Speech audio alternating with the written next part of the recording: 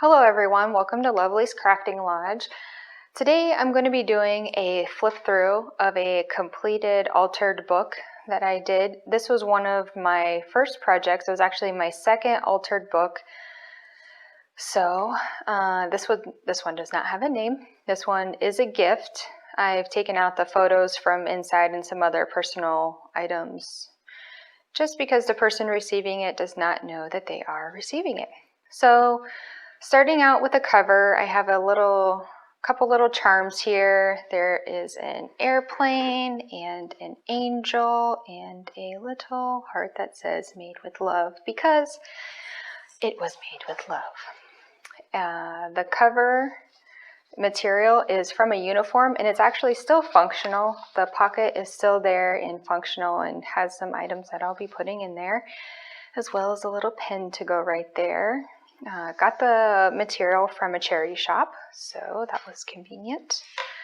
The inside will have a service photo here as well as one on the back. The inside cover here was really fun to do. I actually took the Distress ink pad and just rubbed it across here, sprayed a little bit, rubbed a dryer sheet on it. Just really had a lot of fun creating a different texture, and because of the dryer sheet had been unused, it actually made it smell really, really good. Here's a few more blank pages here. Mostly blank. The kit that I used for this was a digital from MyPorchPrints. I believe her name is Stephanie. I have some other scrapbook paper in here that was from K&company. So let's see here. This spread is a fold-out pocket or fold-out page.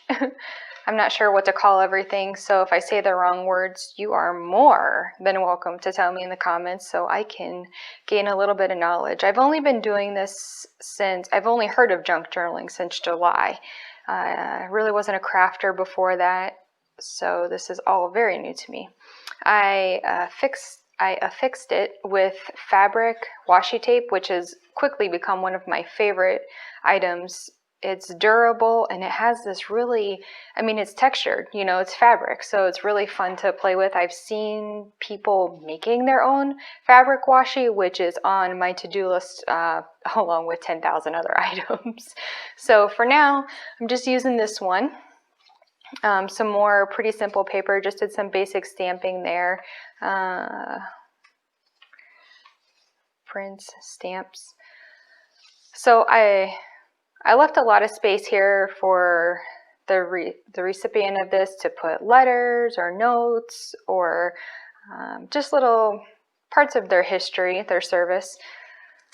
They have never heard of junk journals before. It's not something that they have explored or experienced. So the journaling cards, I've left them a little bit exposed at the top. Yes, it has a thumb hole, but I left a little bit of it pulled out just so they know to, explore it, pull on it, you're not going to break it kind of thing. I know that seems to be a pretty common thread or common fear that people have when receiving these, is they just kind of don't know what to do with them. The tutorial that I used to make this specific altered book is from Gayle Agonastali. She had a wonderful series that I was just hooked on. I put it on 50% speed and just watched it over and over and over and just crafted right along with her, and it was really fun. Just like watching most of your videos, it's just fun to kind of hang out with a friend and see what they're making. So what she did was all the little scraps and pieces that she had left over from the pages, she collaged on a long sheet, which I also did that, and then the more plain items that she had additional scraps of, she glued on the back. So I did the same thing, and I think they turned out really fun. They have their own little character and personality to them. So we have that. The next page here. Again, it's all pretty simple. There's nothing really extravagant about it. Again, gifting it to someone who's never experienced junk journals before. Just trying to introduce her to something I think she might really enjoy. This is, I believe this is called a Matchbook tearaway or tearaway notebook, something like that. And I believe I learned this from Pam at the Paper Outpost. And so it just folds open here like old matchbooks, or I guess new matchbooks would. And it's just got a variety of papers on here. Spent a couple summer days outside just dyeing paper, making avocado dye, and all kinds of different fun stuff. So that just goes there and tucks right into the side here. And here's a pretty shallow pocket right here.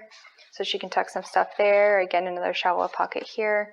A smaller little journaling spot on the side here. I thought this was kind of fun. I put this piece of paper kind of sticking out, so even if she decides not to put this card back in here exactly, it's still going to have a pretty cool design to it. So I thought that was pretty fun. This one has a side journaling card. I did stick with the red, white, and blue. Some of the blues are not quite the same shade.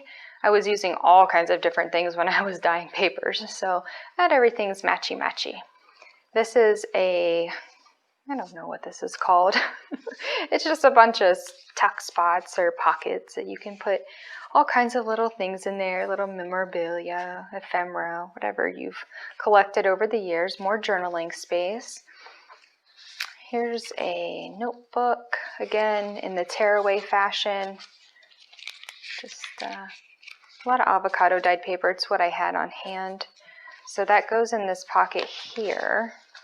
And this, I believe, is actually what's called a tuck, where it's glued down on two sides. So you just tuck a little thing there, and I have a little cutie boo picture to put there, but took it out for now. And here's another journaling card. This was actually from the MyPorchPrints digital kit. So even some of the papers on there could easily be used for full-blown journaling cards. Oh, I was going to leave that out.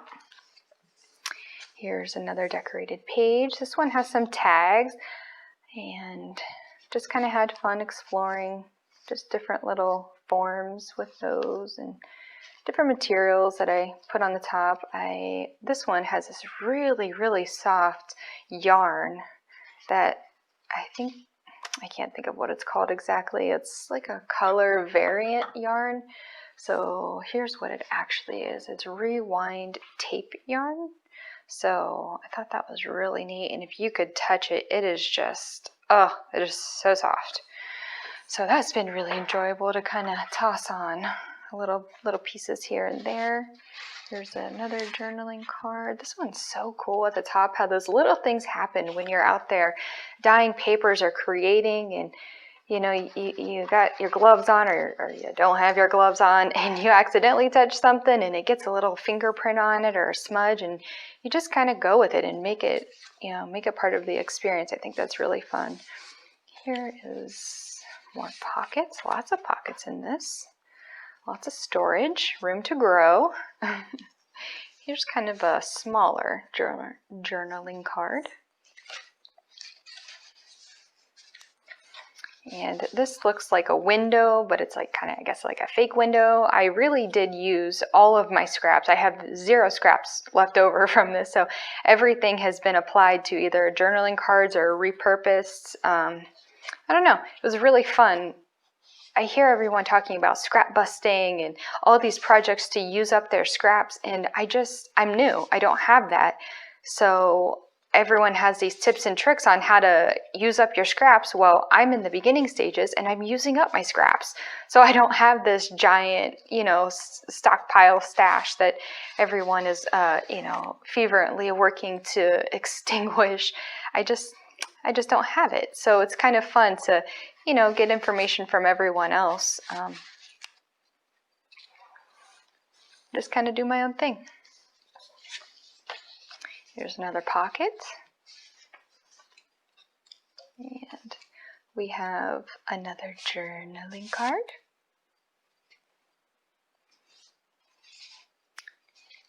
I used, for the inking on here, I did use the iconic Tim Holtz walnut stain. I think vintage photo is just too light for me right now. I imagine my season's going to change, my taste is going to change, my style is going to be created. I don't really have a style quite yet. So I love the dark. It's just the darker the better. I love it. I love all of it actually. So can't really lock down on one. Here's just a little folio or portfolio file folder. I'm not sure exactly. Again, words are hard, so I'm not sure what it is. There's a little pocket there. The kit was wonderful. It was the first kit I've ever purchased. It was the first digital. I am not very tech savvy, as you will all soon find out. I was able to print it out, and I probably didn't have the correct proportions set.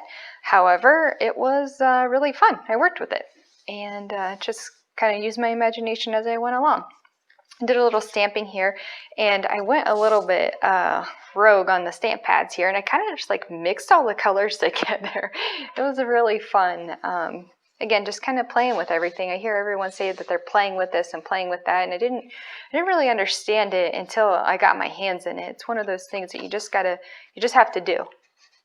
You can watch a million videos on something, but till you're actually in there playing and stamping and using your tools and even being on the search for tools, being on the search for supplies, it's just, it's so fun. And here's a little tuck, a little side spot. Again, I used every single scrap created in this project. I did a little, I guess, custom tearing along the edge there just to kind of emphasize the stars. I thought it was pretty cool. And then here's our end. Again, I just rubbed it across, rubbed the ink pad itself across. It was just so much fun. And then the back again. It doesn't have too much of a squish factor as far as the cover itself. It is fairly hard. Again, I just, used the fabric that I found at the store, and it isn't terribly chunky, but it definitely has grown.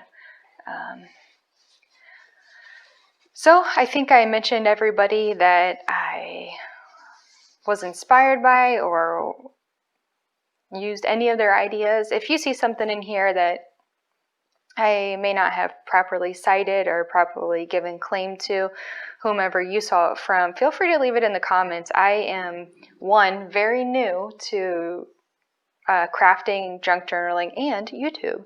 So I want to make sure that I'm, properly supporting anyone who has the idea out there, whether it's whom I got the idea from or not.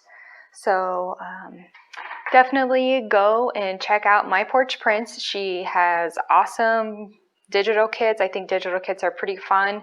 I know they're not for everybody, but for me, it was so refreshing to have the intimidation taken away that everything needed to be matching and everything needed to be just exactly so. I found this paper pad and I found the digital kit, and they just seemed to go hand in hand, and I knew I wanted to make gifts. That's one of the reasons that I so much enjoy crafting, is because I like gifting things and got a lot of love, make things with a lot of love. So I don't know, I think it's really fun to do these kinds of things. I imagine back in the day it wasn't always called junk journaling, it was called something else, but they created, they used what they had and created. So this might not be a junk journal, it might be a smash book, it might be something else, a treasure book, but for now, I guess I'll just call it a junk journal, and we can kind of create this language together along the way. I think that's, again, one of the fun parts of this. It seems like it's been around for a long time, but the words aren't solidified. It's not a for sure given hard and fast rule. This is what this is called. Certain things, yes, but other things are just very much up to interpretation. So it's fun, and I'm really having a great time. I hope you guys are having a great time too. And yeah, I'll see you guys in the comments, and of course, I'll see you back here at Lovely's Crafting Lodge.